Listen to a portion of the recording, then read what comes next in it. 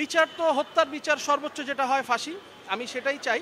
তারপরেও আমার কথা হচ্ছে যে শুধু এই একটা না, জুলাইতে সমস্ত বাংলাদেশে যত মানুষ, যত ছাত্র, যত শিশু, যত বৃদ্ধ, প্রত্যেকের খুনের বিচার চাই।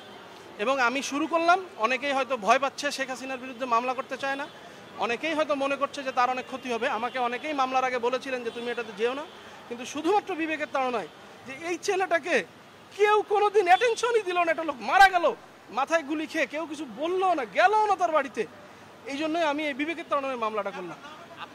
আমার নাম আমির হামজা শাতিল, আমি একজন সাধারণ ব্যবসায়ী, আমার একটা গরুর খামার আছে কল্যাণপুরে।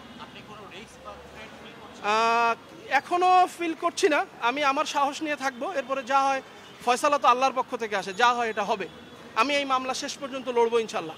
মোহাম্মদপুরের বছিলায় 40 ফিট রাস্তার উপরে যে মামলার যে ভিকটিম একজন মুদি দোকানদার আবু সাইদ, সে রাস্তা পার হওয়ার সময় পুলিশের গুলিতে মাথায় গুলিবিদ্ধ হলে সে ঘটনাস্থলে মারা যায়।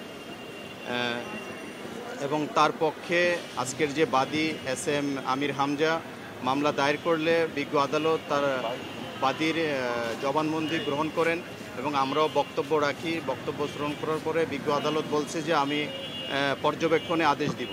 এখনও আদেশ হয়নি, আমরা অপেক্ষায় আছি। শুনানিতে আমরা আর্জিতে যা উল্লেখ করেছি আমরা সে বক্তব্য রেখেছি। আদালত বলছে যে আমি পর্যবেক্ষণে আদেশ দিব।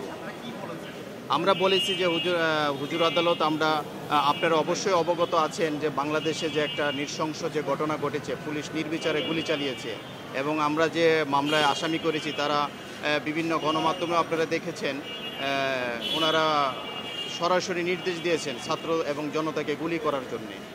আমরা এই আসামিদের বিরুদ্ধে আইন আমলে নিয়ে মামলার একটি FIR দেওয়ার জন্য আমরা বিজ্ঞ আদালতের নিকট আমরা নিবেদন জানিয়েছি।